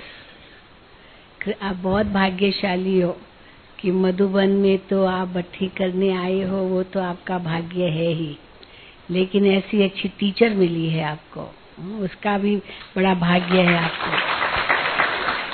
तो मैं चाहूंगी आप खुद ही परिचय दें, अपना अच्छी तरह से परिचय दें, क्योंकि 3 दिन आप इनके साथ ही रहेंगे और जो भी कुछ भी बातें हैं, हमारे सुरेंद्र भाई और बहादुरगढ़ की टीचर्स तो है ही है नीमच की, लेकिन ये आपकी प्रमुख टीचर रहेगी। न्यूट्रल है ना, तो इसीलिए बहुत अच्छी तरह से आपकी जो भी बातें हैं, आपकी इच्छाएं हैं, वो सब पूरी करेगी। तो पहले अपना परिचय देवे। थैंक यू शीलू बहन। नाम कृति बहन है। 43 ईयर से ज्ञान में चल रहे हैं। 43। हाँ जी, 43 वर्षों से। और 36 बचपन से। कितनी उम्र है? 54। तो 11 साल की उम्र। और 36 ईयर से 36 वर्षों से समर्पित रूप से अब सेवाएं दे रही हैं। शुरू से ही सेवा का स्थान अहमदाबाद रहा है और विशेष सेवा 2 प्रकार की बाबा ने करने के लिए इंस्ट्रूमेंट बनाया है। काफी वर्षों तक 10 से भी अधिक 10-12 वर्ष तक अहमदाबाद की एक निर्मा यूनिवर्सिटी है। जब अपने यज्ञ में इतना वैल्यूज और वैल्यू एजुकेशन की बात नहीं थी, उस समय पर पूरा ही सेमेस्टर का वैल्यू एजुकेशन का कोर्स करने के लिए विजिटिंग फैकल्टी के रूप में वहां जाने का एक बहुत सुंदर मौका मिला। निर्मा यूनिवर्सिटी अहमदाबाद में बहुत बड़ी यूनिवर्सिटी है। और इसके अलावा यूथ विंग की सेवाओं के लिए बाबा ने विशेष जिम्मेवारी दी है। आप सबको ज्ञात होगा ही कि यूथ विंग की जो नेशनल कोऑर्डिनेटर ऑफिस है, आदरणीय चंद्रिका बहन अहमदाबाद में रहती है और इसीलिए ऑफिस अहमदाबाद में है, तो पीछे का सारा ही कारोबार लुक आफ्टर करने की जिम्मेवारी मिली हुई है। और इस हिसाब से बहुत सारे कार्यक्रमों में इन्वॉल्वमेंट और बड़ों से बहुत नजदीक रहने का एक सुंदर मौका मिला है। और इसी के तहत यज्ञ में ज्यादा आना जाना होता रहा। तो अभी उससे एक स्टेप आगे में पिछले काफी वर्षों से जब भी यज्ञ में भट्टियां होती है, चाहे पांडव भवन चाहे शांति वन में, तो उन भट्टियों के कोऑर्डिनेशन का भी एक बहुत बड़ा भाग्य मिलता है। कहने को जिम्मेवारी होती है कोऑर्डिनेशन की, लेकिन इसी बहाने हमें अपनी तपस्या और अपनी साधना का एक बहुत अच्छा मौका मिल जाता है। तो 3 दिन आप सबके साथ भी इसी बहाने भट्टी का एक मौका मुझे भी मिला है। वर्तमान समय अहमदाबाद में सैटेलाइट अर्थ से संलग्न और एक सेवा केंद्र का संचालन के लिए बाबा ने निमित्त बनाया है।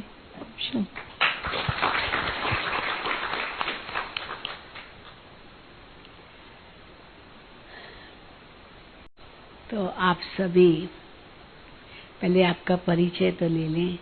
जो नीमच और नीमच से संबंधित भाई बहनें आए हैं वे हाथ ऊपर करें। कितने हैं सुरेंद्र भाई? 172। उसमें टीचर्स जो नीमच के वो हाथ ऊपर करें। 7, 8। हाँ, अच्छा। और बहादुरगढ़ के भाई बहनें हाथ ऊपर करें। ये कितने हैं? हाँ? 83, 63। अच्छा, 63। और टीचर्स बहादुरगढ़ की 5 हाथ ऊपर करें। अच्छा, ठीक। तो सचमुच मधुबन में जब बाबा के बच्चे आते हैं तो मधुबन की कितनी रौनक हो जाती है। और बाबा ब्राह्मण बच्चों को देख करके इतने खुश होते हैं। बाबा कहेंगे भले पधारे, भले पधारे। दादी जी भी बहुत खुश होते थे। अभी भल साकार में बाबा मम्मा दादियों को हम मधुबन में मिस तो करते हैं, लेकिन जो यहाँ का वायुमंडल है, वातावरण है, वाइब्रेशंस है, तपस्या का जो माहौल है, वो तो बाप दादा ने, मम्मा ने, दादियों ने जो इतना कूट कूट के भरा है, उसके आकर्षण से तो सारी दुनिया यहाँ आती है। और जब से अव्यक्त बाप दादा ने पांडव भवन के लिए कहा कि मधुबन में ये 4 धाम, जो मधुबन की ही विशेषता है, पांडव भवन की विशेषता है, वो और कहीं नहीं है। तो खास 4 धाम की यात्रा करने ब्राह्मण बच्चे तो पांडव भवन मधुबन आते ही। वैसे तो सब मधुबन ही है, विस्तार है, लेकिन माई बाप तो पांडव भवन है, बाकी तो सब भुजाएं हैं। तो इसीलिए मधुबन में यहाँ भट्टी कर रहे हैं, ये बहुत बहुत बड़ा भाग्य है आपका। तो वैसे तो कुछ ऐसे भी भाई बहने होंगे जो पहली बार मधुबन में रह रहे हैं वो हाथ उठाएं। अच्छा देखो, पहली बार मधुबन में रह रहे हैं। शांतिवन में तो आते होंगे, रहते होंगे। ज्ञान सा फिर से हाथ उठाओ। जो मधुबन में रह रहे हैं, अभी तक जो आए होंगे पर शांतिवन या ज्ञान सरोवर में रहे होंगे, पर पांडव भवन में पहली बार रह रहे हैं, वो हाथ उठाओ। अच्छा देखो कितनी, हाँ कितनी है। तो ये भी आपका बहुत बड़ा सौभाग्य है। पिछले ग्रुप में तो भाई बहने कहते थे, बहुत पुराने पुराने भाई बहने थे, वो कहते कि हम 25 साल के बाद मधुबन में रह रहे हैं। 25 साल कभी मधुबन में नहीं रहे। जब से शांतिवन बनाए हम मधुबन में आए ही नहीं। नीचे से आते थे, नीचे से चले जाते थे, पर अभी इतना अच्छा मौका मिला मधुबन में रहने का। तो ये भी देखो मुन्नी बहन को बुद्धि में आया कि पांडव भवन में भी बठिया हो, ज्ञान सरोवर, शांतिवन में तो बहुत प्रोग्राम होते रहते हैं। और वैसे तो पांडव भवन में जो ज्ञान सरोवर में, शांतिवन में प्रोग्राम्स होते हैं, वहाँ से भाई बहनें तो आते रहते हैं यहाँ, चाहे ब्राह्मण बच्चे हैं चाहे नॉन बीकेस भी हैं, पांडव भवन में तो आते ही हैं। लेकिन यहाँ पर रह करके बट्ठी करें, ये हमारी मुन्नी बहन को बुद्धि में आया। पिछले 2-3 सालों से कर रहे हैं। तो वो तो फिर भी थोड़ा सा करते थे, लेकिन इस बार तो कहाँ अप्रैल से शुरू हुआ है, सितंबर तक चलेगा। तो विस्तार कर दिया है। हालांकि पता नहीं, बारिश तो खूब पड़ती है। अगस्त में तो बहुत ही ज्यादा बारिश पड़ती है। अगस्त को कहते थे डिसगस्ट ऐसे बारिश पड़ती थी, इतनी ह्यूमिडिटी, सब गीला गीला गीला। पहले जमाने में तो कपड़े भी नहीं सूखते थे अगस्त के महीने में। जुलाई, अगस्त, सितंबर, ये 3 महीना बहुत बारिश पड़ती थी। फिर अक्टूबर से लेके मार्च तक ठंडी ठंडी, बहुत ठंडी। फिर अप्रैल में जून जा कर के थोड़ा अच्छा मौसम होता था। लेकिन अभी तो वो ठंडी भी नहीं है, वो बरसात भी नहीं है, पर गर्मी बहुत ज्यादा है यहाँ भी है। बाकी सब जगह, नीमच में भी तो बहुत गर्मी होगी ना। कितना टेम्परेचर है शांति में? 40 तक, 42। हाँ, यहाँ तो फिर भी 35, 36। दोपहर के समय थोड़ी तपत हो जाती है। लेकिन यहाँ की राजस्थान की तो ये विशेषता ना, रातें ठंडी होती है, दिन गर्म होते हैं, क्योंकि रेत तपती भी जल्दी है तो ठंडी भी जल्दी हो जाती है। और पहाड़ भी ऐसे ही है, पत्थर के पहाड़ है, तो खुश्क हवाएं भी बहुत चलती है। तो देखो इस बार भी बारिश का आह्वान तो कर रहे हैं, कहीं जल्दी आ जाए कुछ पता नहीं है।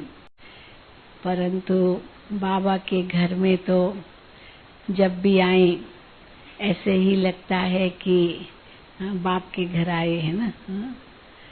दुनिया का जो माहौल है उससे बहुत दूर होते हैं। वहाँ तो कितना दुख, कितनी अशांति, लड़ाई झगड़े, मारा मारी, क्या नहीं है। इतना संसार का वातावरण दिन प्रतिदिन कितना बुरा होता जा रहा है। घोर कलयुग बढ़ता ही जा रहा है। पर मधुबन आओ तो क्या लगता है जैसे स्वर्ग भूमि में पहुंच गए हैं। तो ये तपोभूमि, वरदान भूमि, परिवर्तन भूमि, जितने नाम गिनो उतना कम। और मधुबन, तो मधु माना मिठास, प्रेम का सूचक, और बन माना एकांत, वैराग्य, जंगल या वन, अकेले आए हैं, अकेले जाना है, ये अनुभव। तो संगठन का भी अनुभव है जो मधु से संकेत है, और वन माना अकेला, एकांत, जो सन्यासी भी बन करके जैसे अपनी तपस्या में रहो। तो बहुत सुंदर समन्वय है। संगठन का भी इतना सुंदर अनुभव यहाँ होता है, और एकांत का भी आप बहुत सुंदर अनुभव कर सकते हैं यहाँ। इसलिए बाबा मुरलियों में कहते हैं यहाँ बड़े बड़े कोठे बनाए हैं, सब टेरेस जो ऊपर के है ना कोठे। पहले तो ये सब खुले थे, तो भाई अकेले अकेले जा करके तपस्या करो। अभी तो ये सोलर के पैनल्स लग गए हैं चारों तरफ। लेकिन ये 4 धाम बाबा के, जो ब्रह्मा बाबा की स्मृति के स्थान है, बाबा का कमरा, बाबा की झोपड़ी, हिस्ट्री हॉल और शांति स्तंभ, ये बाप दादा के साथ सर्व संबंधों का अनुभव कराते हैं। बाबा के कमरे में जाओ तो ऐसे लगेगा जैसे हम अपने माता पिता के पास आए हैं।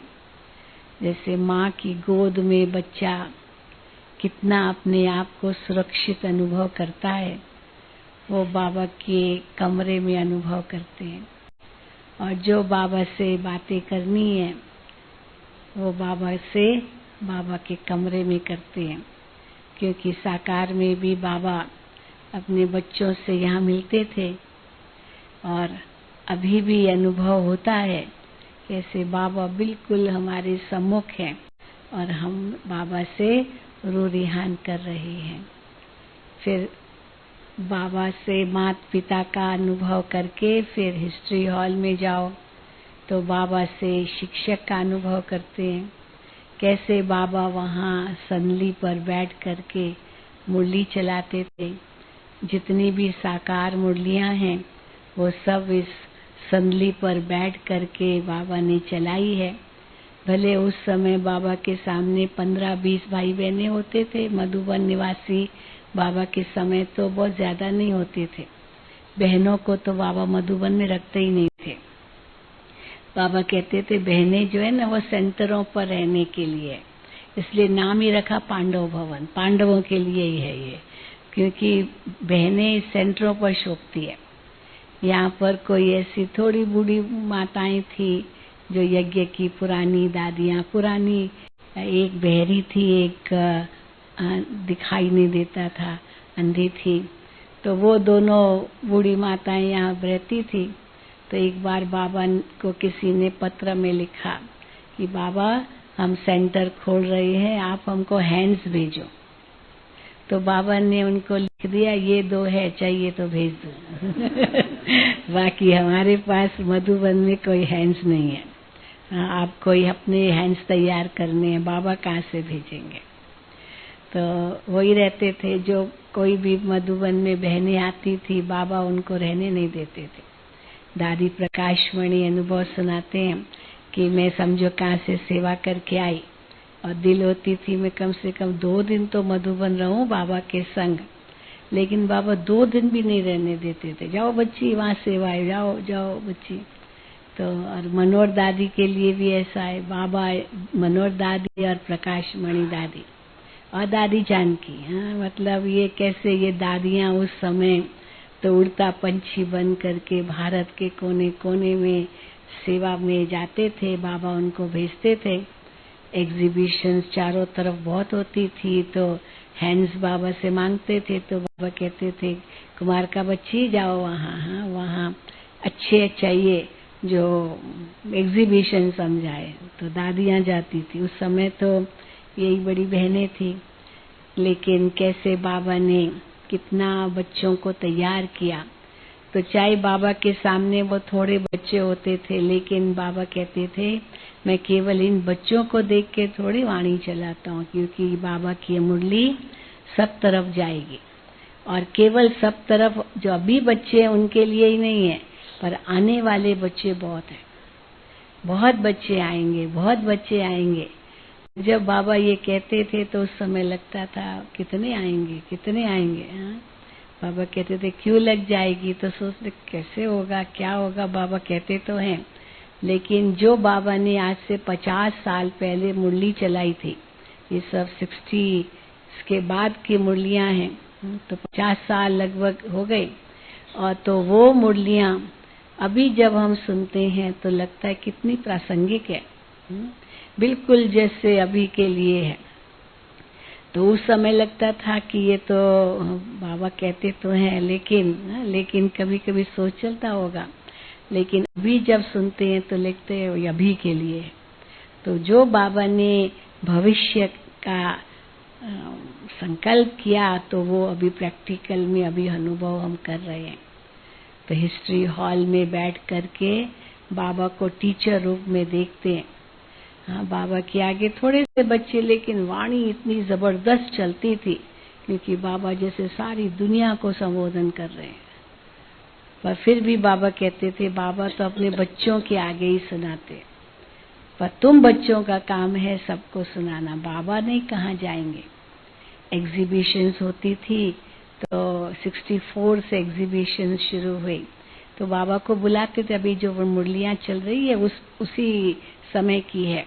बाबा को मधुबन से बुलाते थे कि बाबा आप आए, एग्जीबिशन देखें कैसे हम सेवा करते हैं। तो बाबा को निमंत्रण देते थे कि बाबा आप आकर देखो एग्जीबिशन, कैसे हम बाबा के बच्चे समझाते हैं लोगों को सारे चित्र।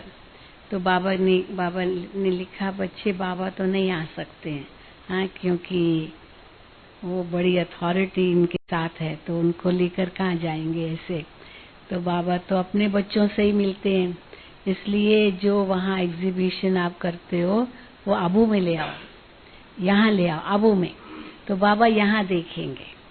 तो फिर कैसे अभी जो म्यूजियम है ना जहाँ अपना नक्की लेक के पास, तो सामने वो एक हॉल जैसा था, अभी तो वहाँ पर कुछ शोरूम बन गया है कुछ, तो वो स्थान मिला था और वहाँ एग्जीबिशन लगाई थी और बाबा को ले गए थे। तो बाबा को बहुत अच्छा लगा कि ये तो बहुत अच्छा तरीका है ज्ञान देने का एग्जीबिशन के द्वारा।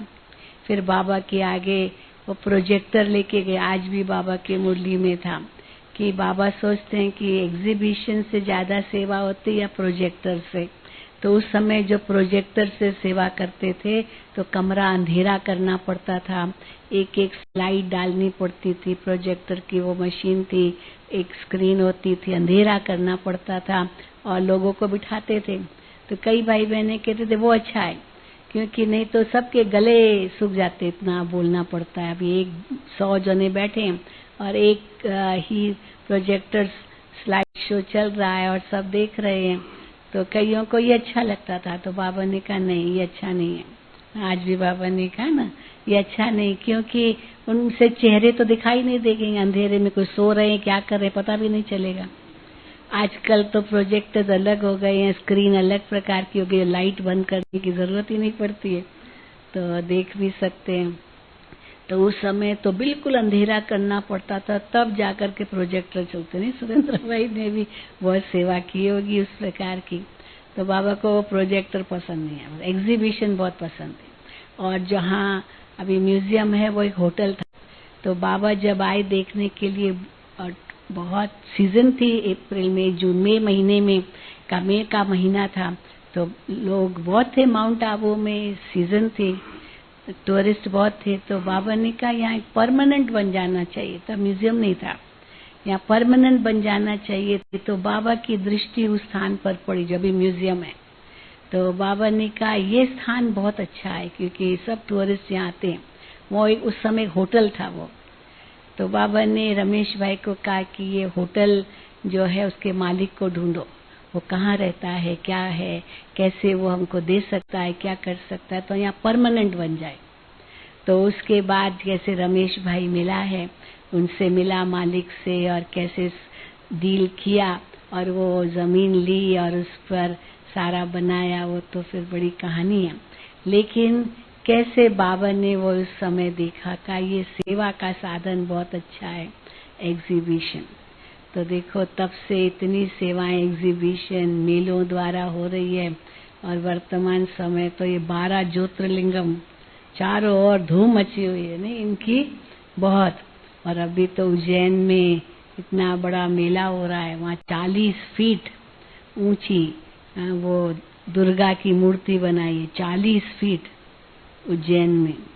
वहाँ बहुत बड़े बड़े लोग जा रहे हैं, कई प्रोग्राम्स कर रहे हैं और महामंडलेश्वरों को विशेष आमंत्रित कर रहे हैं और एक एक के मुख से ब्रह्मा कुमारियों की तारीफ निकल रही है।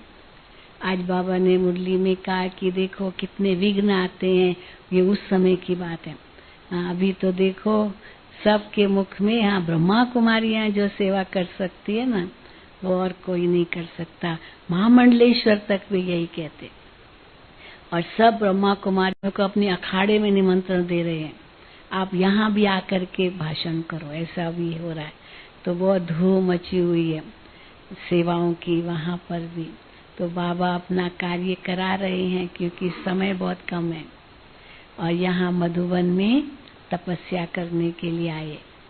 तो ये सुंदर बैलेंस, यहाँ एक तरफ सेवा, परंतु वो सेवा में सफलता के लिए क्या जरूरी है? अपनी अंदर की तपस्या। तो आप सभी समय निकाल करके अपने बिजी स्केड्यूल, क्या नहीं कारोबार होगा हर एक का, लेकिन समय निकाल करके 3 दिन यहाँ आप रहेंगे तो हम तो यही चाहेंगे कि आप पूरा आपकी जो स्टे है यहाँ रहने का, जो 3 दिन का प्रोग्राम है उसका पूरा लाभ लें। तो देखो आपको जो बैज मिला है वो पढ़ा आपने, क्या लिखा है उसके ऊपर? हाँ, अच्छी तरह से पढ़ा? क्या नाम है इस भट्ठी का? हाँ, मौन तपस्या भट्ठी पढ़ा ना? हाँ, तो ये तो मुश्किल है कि सहज है? हाँ? मौन में रहना सहज है मुश्किल है? सहज है सच्ची। आवाज में आना सहज है या मौन में रहना सहज है? अच्छा, आवाज में आना सहज नहीं है? आवाज में आने से ज्यादा मौन में रहना सहज है। देखो देखो अभी धीरे धीरे निकल रहा है। आवाज में आना सहज, अपने आप को रोकना पड़ता है, मौन में रहना, मना कुछ बोलना नहीं, पर मन भी मौन में रहे, ऐसे नहीं खाली मुख का मौन हो, पर मन भी मौन में रहे तो फिर मौन में रहना सहज है। पर मन में बहुत संकल्प चल रहे और मुख से मौन है तो फिर आवाज तो निकलेगा ही। इसीलिए मौन में रहना सहज है एक तरह से, क्योंकि कुछ सोचने की जरूरत ही नहीं, क्योंकि बोलना ही नहीं है। बोलना है तो सोचना पड़ता है ना, अभी हमको भाषण करना है कहीं तो सोचना तो पड़ता है ना, तैयारी करनी पड़ती है, क्या बोलूंगी, कौन सा ऑडियंस है, किस प्रकार की पॉइंट्स देनी है, तो सोचना पड़ता है। अब भाषण भी नहीं करना है, बोलना नहीं है, शांति रहना है, बस बाबा की याद में रहना है, तो सोचने की भी जरूरत नहीं है ना। तो वो सहज है या विचार सागर मंथन करना सहज है? तो विचार सागर मंथन तो भले करो, मना नहीं है, ज्ञान की बातें खूब सोचो। आपको कृति बहन खूब कराएगी है ना, वर्कशॉप कराएंगी ना? नहीं कराएंगे? हाँ, इंट्रोस्पेक्शन कराएंगी। बहुत अच्छा प्रोग्राम ये बनाती है। तो आप लोगों का जो सेंटरों पर तो होता होगा, लेकिन ये नई ढंग से कराती है, तो बहुत ही उमंग उत्साह दिलाती है और कितनी सुंदर सुंदर वो युक्तियां बताती है। तो आप 3 दिन पूरा इसका लाभ लेना। और भी हमारे वरिष्ठ भाई बहनें आकर के क्लासेस भी कराएंगे, वो तो होगा ही, लेकिन हमारी 3 दादियां तो यहाँ इस समय नहीं है, शांतिवन में नहीं है। दादी जानकी, दादी गुलजार, दादी रतन में, तीनों अहमदाबाद में है। बस कोई हिसाब किताब तो थोड़ा चुप करना पड़ता है। तो दादी जानकी भी वही है। डॉक्टर ने बिल्कुल रेस्ट के लिए कहा है, क्योंकि दादी अपने आप को थकाती थी। वह इतना समझो, दादी को बस मिलता है, कोई भाई बहन मिले तो क्लास कराना तो थका देती है, खाती कुछ नहीं।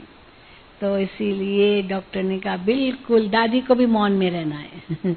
लेकिन वहाँ वो भी कहाँ रहती है, तो भी दादी को तो इतनी खुशी होती है, भाई बहने आते हैं, पर डॉक्टरों ने कहा बिल्कुल रेस्ट में रहना है। अब दादी जानकी के कारण गुलजार दादी को भी दादी ने रोका हुआ है, क्योंकि दादी जानकी गुलजार दादी को देखती है तो शक्ति आ जाती है, तो इसलिए दादी गुलजार भी वही है। पर ठीक है तबीयत। दादी रतन मोहिनी जी भी अभी उज्जैन मेले में गए थे, तो उज्जैन मेले से जैसे वापस लौटे थे, बाय रोड ही गए, क्योंकि रास्ता बड़ा टेढ़ा है, द फ्लाइट है न ट्रेन है, मतलब कुछ अलग ही है। तो रास्ते में एक छोटा सा एक्सीडेंट भी हो गया। कोई मोटरसाइकिल वाला आ गया तो थोड़ा सा धक्का लगा है तो वो भी अहमदाबाद में गए। ठीक है, कोई ऐसी बात नहीं है, लेकिन फिर भी थोड़ा चेकअप के लिए गए हैं। तो तीनों दादियां वहाँ हैं। अभी दादी रतनमणि लौटती है, कब लौटती है पता नहीं, लेकिन मधुबन तो प्यारा घर अपना है ही है और हम तो आपके साथ ही है। अभी शशि बहन को आना था, लेकिन शशि बहन को भी कुछ तबीयत शशि बहन की भी ठीक नहीं है, इसलिए वो भी नहीं आ सकी। इसलिए फोन में कहा कि मैं अभी नहीं आ सकूंगी, तो इसलिए हमने कहा ठीक है, बाबा ने निमित्त बनाया है तो यहाँ पर हम आपके साथ हैं। कृति बहन तो है, शशि बहन तो मिलेंगी और भी हमारे वरिष्ठ भाई बहनें आपसे मिलेंगे, मिलते रहेंगे और खूब ज्ञान रत्नों से आपकी झोली भरेंगे। लेकिन जो विशेष लक्ष्य रखना है कि एक तो भट्ठी में पकना है। भट्ठी में पकना माना पकना, जब पकता है या पकती है कोई चीज आग में, तो उसका रंग रूप गुण सब बदल जाता है। तो जो भी हमारे कड़े संस्कार अगर हैं कोई, वो सब इस भट्ठी में बदल जाए, आत्मा सच्चा सोना बन जाए।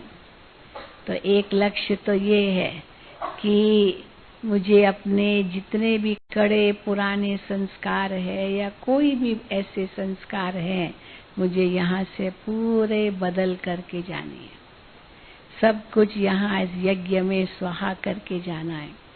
इस भट्ठी में एक पहला लक्ष्य तो ये रखना है। दूसरा लक्ष्य, इनसे और ऊंचा लक्ष्य है कि कितने हमारे सिर पर पापों का बोझा भी है। बाबा रोज मुरली में कहते हैं ये पापों का बोझा भी खत्म करना है। तो अभी ये मौका है, ऐसी योग तपस्या करो जो सब पापों का बोझा खत्म हो, आत्मा बिल्कुल कंचन बन जाए, फरिश्ता बन जाए, उड़ता पंछी बन जाए, डबल लाइट बन जाए, मास्टर सर्वशक्तिवान स्थिति का अनुभव करे और इस दुनिया के जो भी आकर्षण है सबसे परे। आज भी बाबा ने कहा, आज की मुरली बहुत ही सुंदर थी। एक गीत पता नहीं सुना है या नहीं, कौन है माता कौन पिता है, छोड़ दे सारे जग के नाते, कुछ ऐसा गीत है, पता नहीं सुना है ऐसा गीत? हाँ, बहुत पुराना गीत है आपके पास? है जी, ढूंढो देखो। मैं 10 मिनट 15 मिनट और बोलूंगी, थोड़ा देखो अगर है गीत तो हाँ लास्ट में बजा सकते हैं। तो बिल्कुल उस गीत के अंदर है कि ये सब जग के नाते छोड़ो, ये कौन है, बस एक से सर्व संबंध जोड़ो, वही मात पिता बंधु सखा स्वामी सतगुरु साजन बच्चा सब एक है। क्योंकि अभी तो हम देख रहे हैं ना, देह के रिश्ते नाते सब कर्म बंधन का रूप बन गए। संबंध तो शब्द नाम का हो गया, रिश्ते नाते सब बंधन का रूप बनते जा रहे हैं। उस दिन भी अखबार में आया था, देखो किसका मोबाइल नहीं बजना चाहिए, ये 3 दिन हॉल में मोबाइल नहीं बजना चाहिए, सबके मोबाइल स्विच ऑफ हो सकता है। ये सबसे पहली बात, मोबाइल सब स्विच ऑफ करना। आज ही रात को घर में इन्फॉर्म कर दो घर वालों को, हम आराम से पहुंच गए, चिंता की बात नहीं है, या हम 3 दिन बिल्कुल मौन भट्ठी कर रहे हैं, कोई हमको फोन नहीं करो। ये हो सकता है, घर में बता सकते हैं। बता कर, वैसे ही बता के तो आए होंगे, और यहाँ आकर के और भी उनको आश्वासन दे दो कि हम आराम से पहुंच कर, नहीं तो कहेंगे कम से कम ये तो बताते कि आराम से पहुंचे कि नहीं, क्योंकि पता नहीं चलता है ना आजकल क्या हो, कुछ भी हो सकता है। तो आराम से पहुंच गए बाबा की गोद में, अब हम मोबाइल स्विच ऑफ कर देंगे, 3 दिन हमसे कोई बात न करे, घर में बता देना। तो इसीलिए ये विशेष हम यहाँ लक्ष्य रखें, और एक बाबा दूसरा न कोई, देह और देह के सब संबंधों को भूलना है। उस दिन हम अखबार में पढ़ रहे थे कि भारत में, चाहे दुनिया की भी, दुनिया में इतना नहीं है पर भारत में बहुत, जो भी परिवारों के झगड़े हैं ना, वो सबसे ज्यादा प्रॉपर्टी पर झगड़े। रोज हमारे पास कोई न कोई आते, प्रॉपर्टी का झगड़ा कुछ न कुछ बुद्धि में लाते, बात नहीं पूछो, आपस में ईर्ष्या, आपस में नफरत, भाई भाई में दुश्मनी, क्या नहीं हो गया है। तो क्यों ये सब कर्मों के हिसाब किताब अंतिम जन्म में पूरे हो रहे हैं। तो हम तो यही कहते हैं उसके पीछे मत पड़ो, छोड़ो तो छूटो, सब बंधनों से मुक्त होना है, वैसे भी घर जाना है, वापस घर जाना है बस।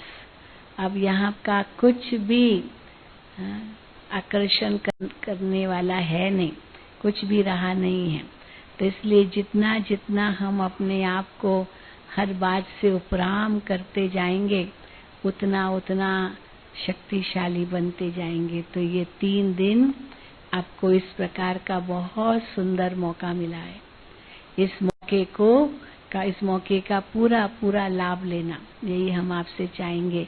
अमृत वेला भी आपका वहीं करना है, ओम शांति भवन में।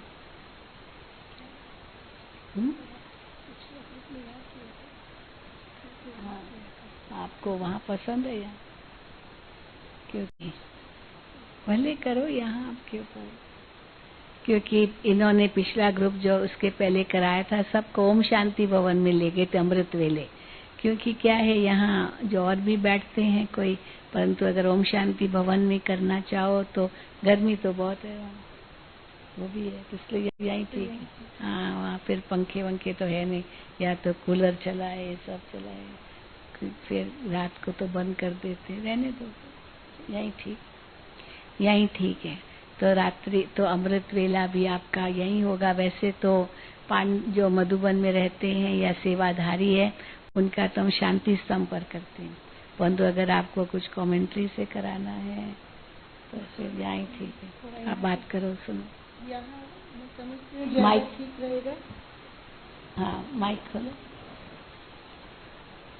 क्योंकि हम कॉन्सेंट्रेटेडली बैठ पाएंगे और पूरा समय अच्छी तरह बैठ पाएंगे। वहाँ सबके बीच उठना बैठना आना जाना बहुत कुछ लगा रहेगा, इसीलिए हम यही करेंगे और सभी लक्ष्य बनाएंगे कि टाइम पर हमें पहुँचना है और 4:45 व्हाइट लाइट होने के बाद फिर ही जाना है। ऐसा हर एक मेंटली अपने को तैयार करके आए। हाँ, यही ठीक है।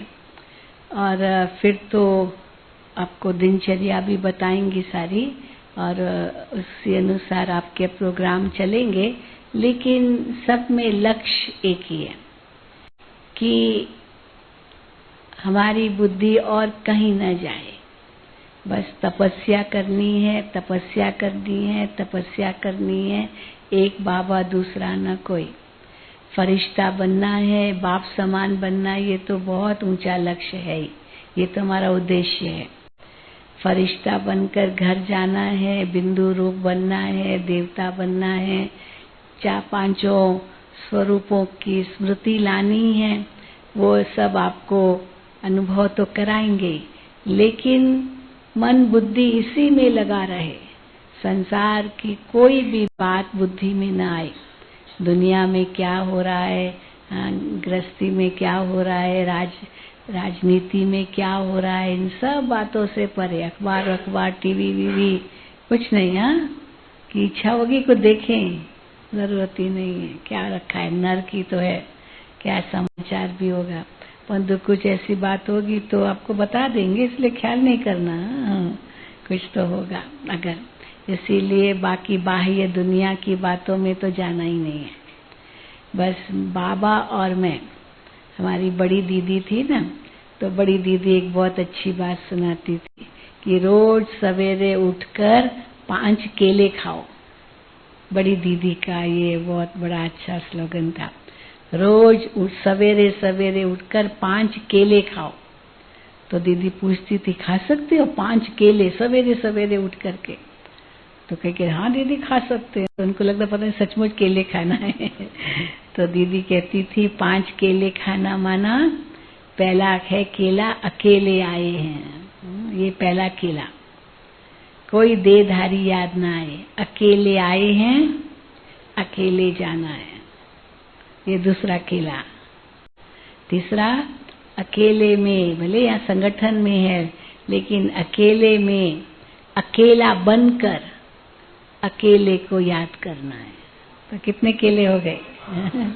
अकेले आए हैं, अकेले जाना है, अकेले में अकेला होकर अकेले को याद करना है।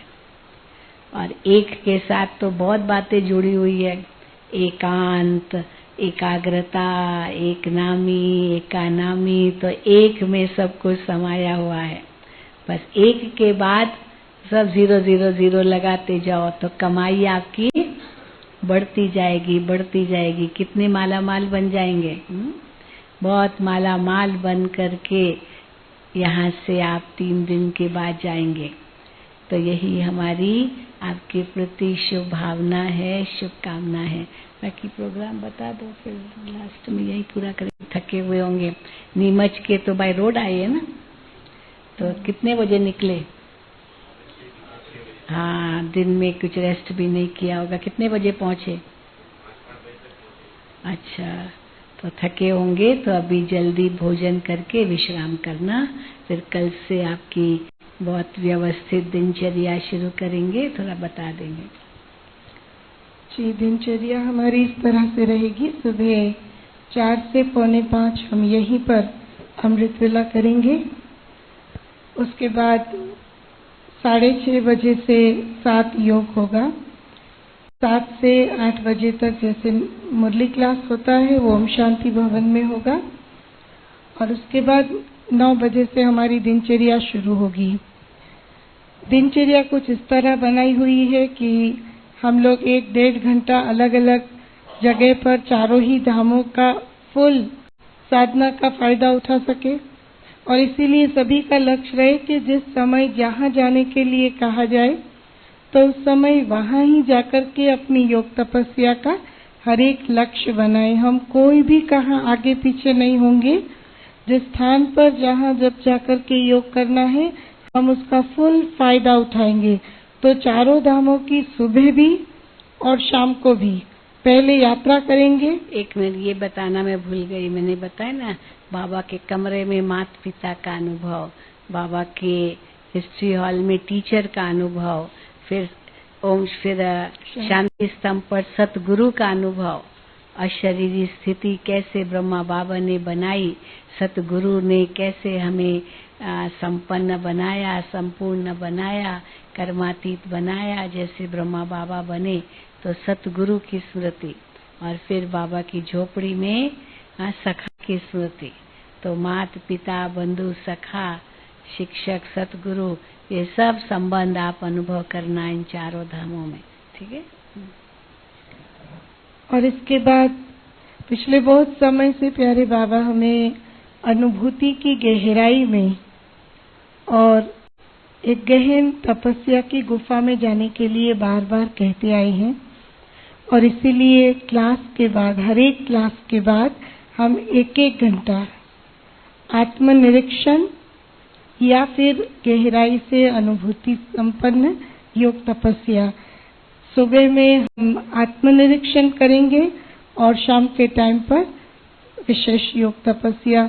इस तरह से पूरी ही भट्ठी का आयोजन इस तरह से किया है जिसमें हम मैक्सिमम अपने अंदर झांक सके, अपने को देख सके। जहाँ जहाँ हमें अभी भी परिवर्तन इस रूप से करने की आवश्यकता है कि हम बाबा का एक अच्छा शक्तिशाली माध्यम बने। अभी शीलू बहन जी सुना रही थी तो मैं सोच रही थी कि देखो तीनों ही दादियाँ हमारे बीच में अभी नहीं है, लेकिन हमारी तीनों मुरब्बी दादियों की प्रतिकृति के रूप में कहो या रिप्रेजेंटेशन के रूप में कहो या उनकी साकार मूर्ति के रूप में कहो, हमारी ये दीदियाँ हमारे बीच उपस्थित हैं। उन्होंने भी इतना जल्दी सोचा नहीं होगा कि ये दादियाँ यहाँ नहीं होंगी और वो पालना जो दादियों से हमें मिली है वही पालना हमें ट्रांसफर करनी होगी।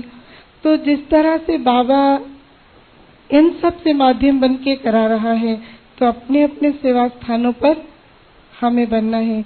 तो ये एक बहुत सुंदर विजन हम यहाँ से लेकर के जाएं। बहुत अंदर की एक गहरी अपनी खुद की अनुभूति, खुद का परिवर्तन हम लेकर के जाएं, इस हिसाब से ये दिनचर्या बनी है।